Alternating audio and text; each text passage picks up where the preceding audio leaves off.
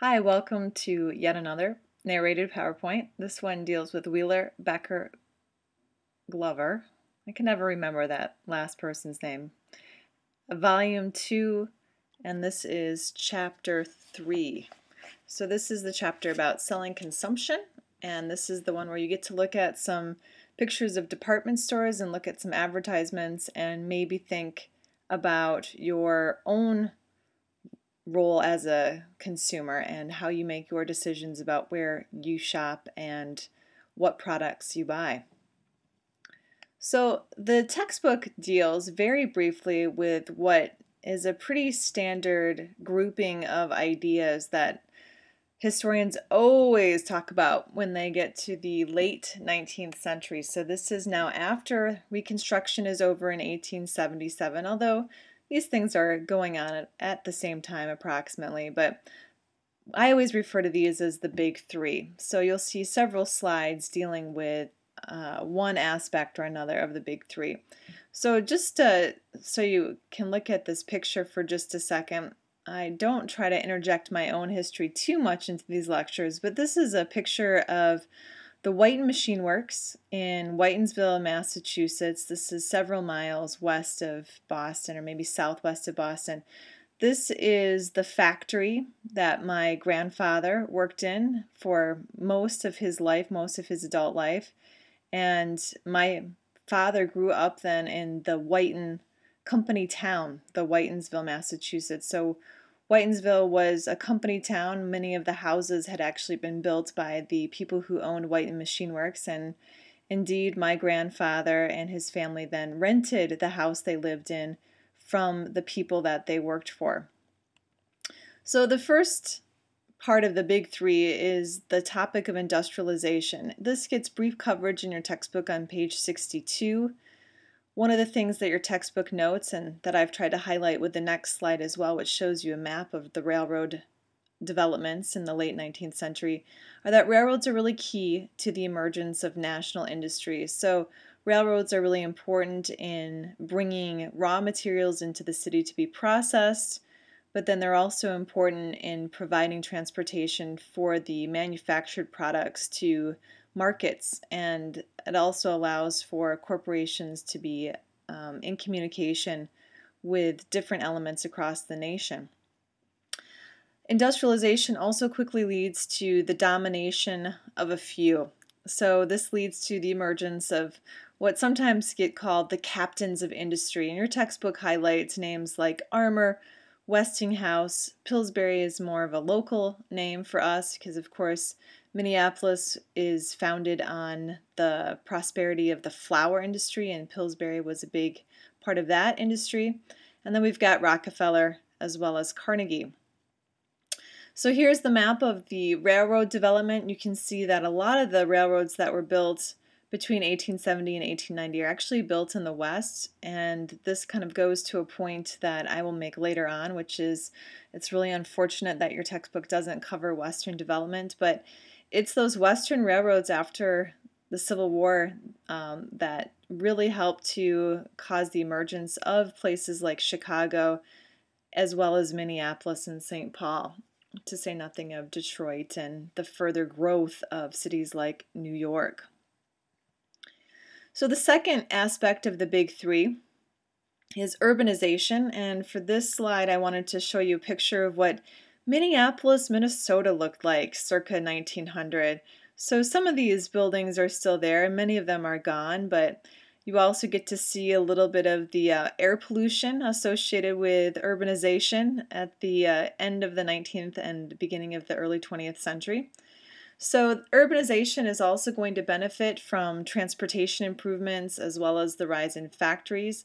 Transportation, again, allows products to be made in one area and then shipped very far distances, and then many of the factories relocate to the cities in the late 19th and early 20th century. Many of the earliest factories in the United States, the ones that existed prior to the Civil War, actually tended to be located in more rural areas near waterways, because water was the principal way in which machines were turned or moved. And so Minneapolis actually is a water city because, of course, we use the power of the river to turn many of those flour mills, but other cities could do that with steam power starting in the late 19th and early 20th century.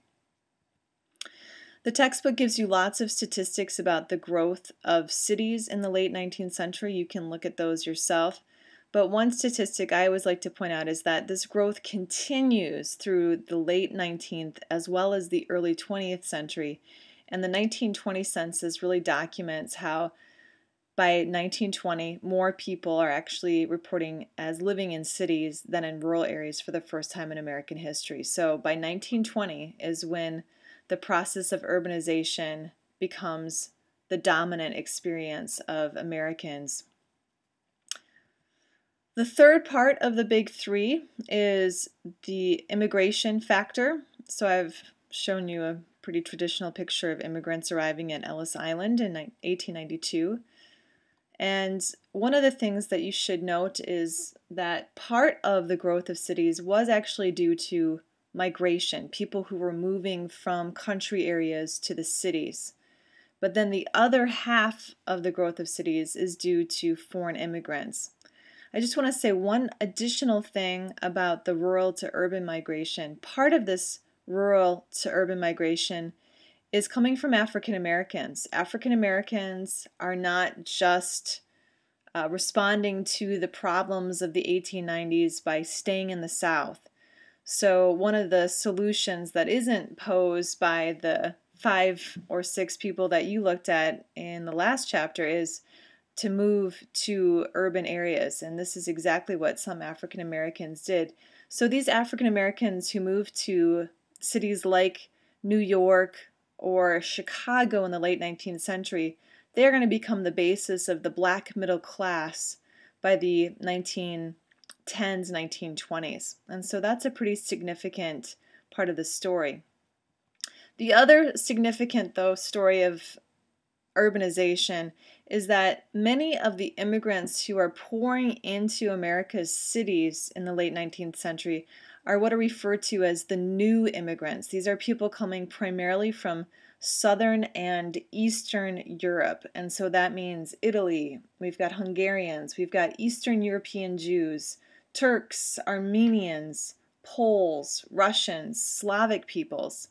But on the West Coast, and again, it's unfortunate that this doesn't get mentioned until much later in your text, there's also pretty significant migration from Asia occurring. And so you have Chinese folks pouring into California already in the 1850s to take advantage of the gold rush, but they continue to come in through the 1860s, 1870s. They will be followed by the Japanese and others.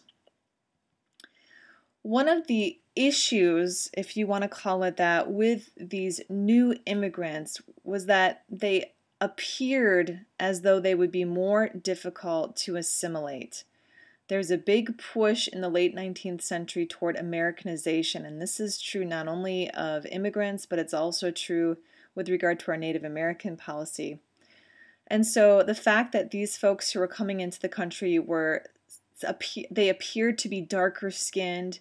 Many of them were Catholic, some of them were Jewish.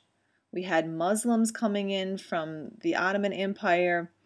And so these physical and cultural differences suggested to many people that these folks were going to be hard to transform and potentially were also lesser folks compared to native-born white people. So you can see this on the next slide.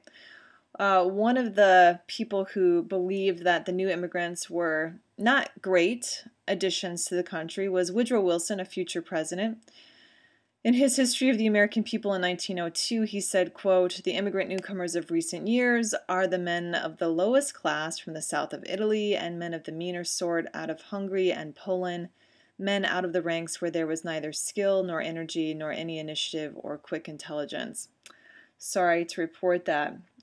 Public Opinion, a newspaper at that time, said, quote, "These people are not Americans, they are the very scum of Europe." So again, my apologies for that language, but that was one of the ideas that was very much in evidence at the time. So these views, along with what seemed like a slow pace of assimilation, would lead to some calls already in the late 19th century for immigration restrictions. Some of the most virulent views for, calling for immigration restrictions were actually those on the West Coast, people who were very uncomfortable, particularly with the Chinese, because of course not only did they have a different religion, they also looked to those folks on the West Coast very, very different. They tended to retain their culture. And so such calls on the West Coast for immigration restrictions actually led to the Chinese Exclusion Act of 1886, which banned Chinese folks from coming into the country already in 1886. In 1906, again, this is West Coast pressure, we have the Gentleman's Agreement, which leads to the Japanese government voluntarily agreeing to not issue visas to would-be Japanese immigrants to this country. And in 1924, and we'll talk about this more in a later PowerPoint, we have the National Origins Act. The National Origins Act of 1924 is put into place in part on the heels of World War I. It helps to limit immigration from Southern and Eastern Europe, but it also completely ends immigration from Asia.